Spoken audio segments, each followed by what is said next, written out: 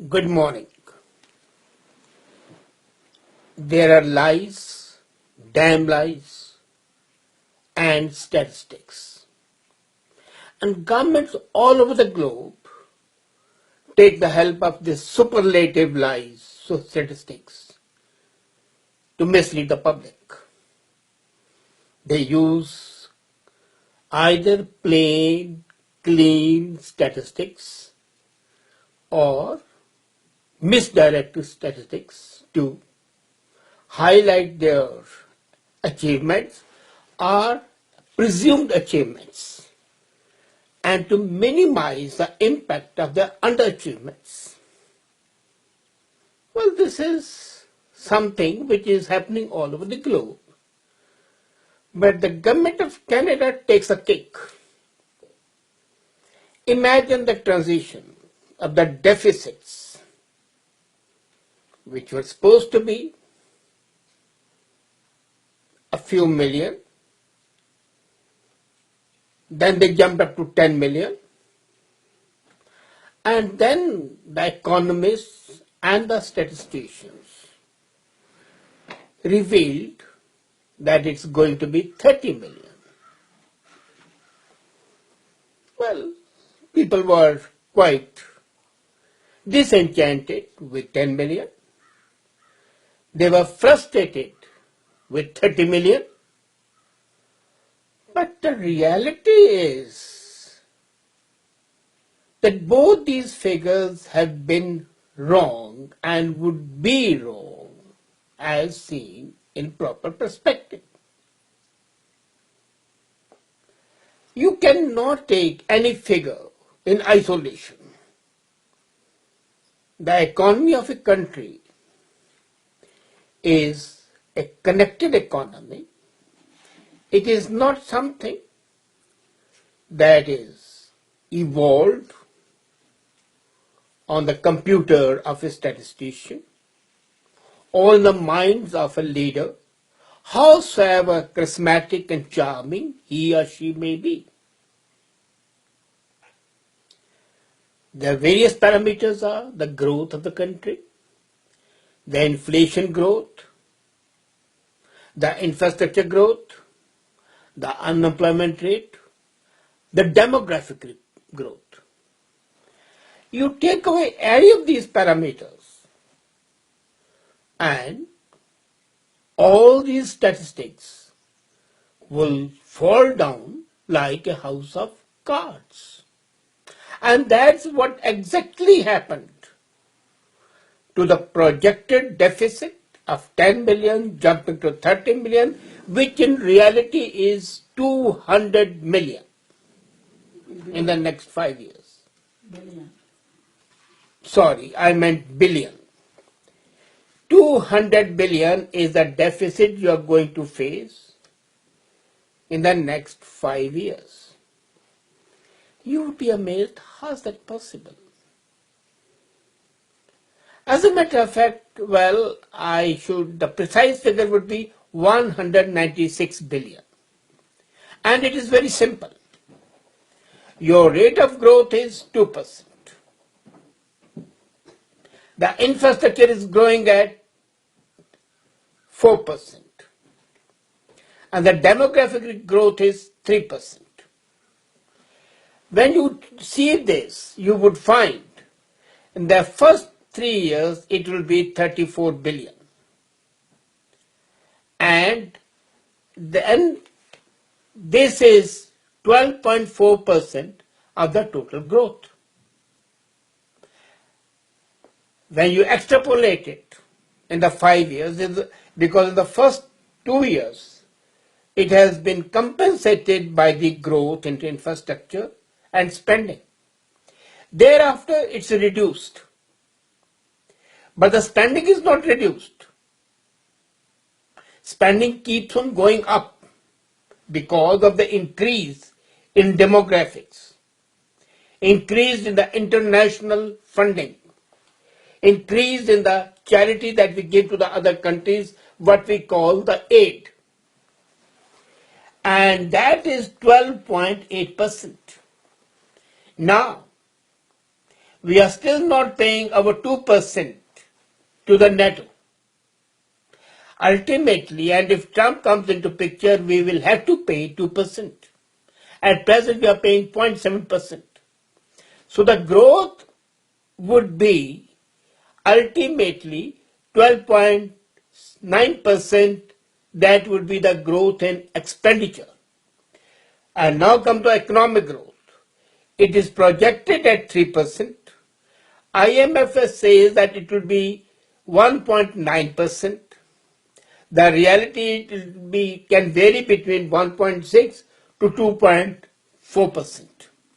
Let's take the median of 2%. While the growth is 2%, the inflation is about 3 to 5%. So that growth becomes in fact minus 1%. Add to that the growth in population. Every year we are having legally 300 million people approximately. Add to that refugees. Add to that the illegal immigrants. Add to that the foreign workers, temporary foreign workers. So the growth in demographics is going to be 3%, 3.2%. So 3% is the growth. Inflation is about 3%, and the actual growth is 2%. So really, we are going down. Now, how to compensate that? But before we start compensating, let's think of the other things. When the demographics and the population increases, you have got to spend more on infrastructure. You have got to spend more on the health facilities. You have got to spend more on the food. And because the people cannot afford it, you have to spend more on welfare. So your increase in expenditure, which was 12.8%, goes up to 14.3%. In 5 years, if you take it cumulatively, it comes to 196 billion. It's simple. I'm not talking any rocket science. This is a plain, simple accounting. Now, if you take away the various parameters, naturally, you can say, well, it's going to be 30 billion deficit. It's very easy to say that. But can you hide the reality? Can you ignore the fact that your population would increase slow? It may not increase at the rate that population goes up in India or in China, but it's still going up. You may not agree that inflation is not hyperinflation, but it is there. It is 2%, 3%, 4%. It's never increased 3.5%. And food especially is gone up by 25% in the last 1 year. And are you sure that it will not go up? As a matter of fact, the likelihood that the food price will go up still further. And normally when they take the inflation, the economists, they take away the retail price, they take the wholesale price index, which is marginal or rather appreciably lower than the retail one. But you as a customer, you as a consumer are not concerned with the wholesale price index. So reality has been shorn of all the probabilities. We are seeing basically a classic case of suppressing the truth and spreading falsehoods. Suppressive, very suggestive, false. This is a classic case of Goebbels repeating a lie 1,000 times so that it becomes and appears to be truth. We are so enamored by the charisma or the rock star status of the Prime Minister that we ignore the realities. Whether the reality may be about his wife, who already has 2 nannies and a special assistant to have more people, immaterial, that's too minor a thing to discuss even. But the fact that we are face to face with 196 billion deficit in 5 years is something we should send the shock waves down our spine. But are we really understanding or comprehending the picture? What the economy would be after 5 years? What the rate of unemployment would be after 5 years? What the inflation would be after 5 years? How much would be spending on the welfare? How much would be spending on the infrastructure? How much would be spending on the healthcare? And all those factors, would you see what happens? When the deficit goes up to that level, then the cuts start coming in.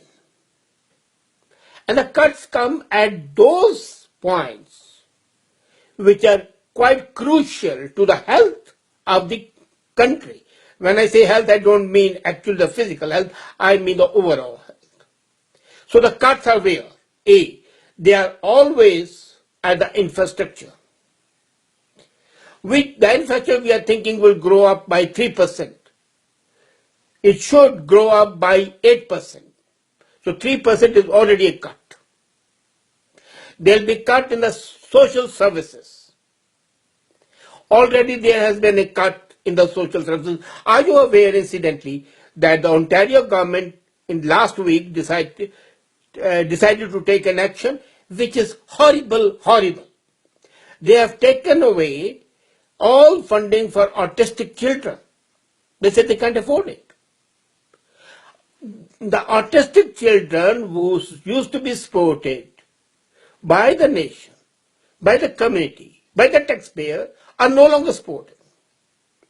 And where does the burden fall? Now, the autistic children, if they cannot be looked after by the government, is the other responsibilities of the parents. They can't throw them in the dustbin. So they'll have to juggle their jobs because somebody must be there with the child. The care facility has been taken away. And when they juggle with the job, some people will lose their jobs. So the unemployment grows. All these things have a domino effect. And the domino effect works essentially in an inimical fashion to the user, the taxpayer, the citizen. It doesn't affect the decision maker because he has already hedged all possibilities. It doesn't affect the top notch 1% because they are aware of the impending doom as it is. Now, it doesn't mean that I'm a person who's pessimist, but I'm a realist and I want people to be aware of what the reality is, short of all the ideological talk that is indulged by the political leaders. Why is it that our funding for the refugees should be 1.2 billion, but for the Fort McMurray it should be 100 million? Why should our foreign aid take away the chunk of our GDP without considering what is happening to the native Canadians? The fate, the status, and the condition of the native Canadians is really horrible. And even United Nations has criticized that. Nevertheless, coming back to this deficit, $196 billion is a big question mark that is facing the government. And there are two only options for the government. Either it can behave like an ostrich, bury its head under the sand, or like a pigeon close its eyes to the impending doom, or start taking corrective remedial action today. And that is start taking innovative approach to all the issues. The innovative approach should include efforts to attract FDI. Now, how to attract FDI, I'll take up in a different comment. But there is a stark example, clear example of the success of FDI, and that is Israel. A small country, a very unfortunate country surrounded by the enemies on all the sides, is today number one as far as the innovative technology is concerned. What's happening to Canada? It's hit from 7 to 8 number, and now it's about 14 in the order of innovation. And when you cannot innovate and your cost of production is much higher because of the wages, because of the cost of the utilities and others, you can't compete globally.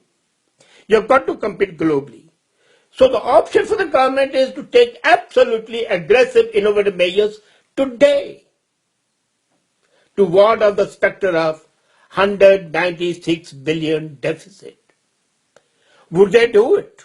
I dare them do it. If they lack the competence, let them hand it over to the people who are more competent. And there's no dearth of competence in this country, I can assure you. Let's see what happens. People are aware. The Prime Minister is aware of the reality. The government is aware of the reality. Whether they take action or they keep you lulling back to sleep with false promises of rosy mornings yet to come, which may never be there.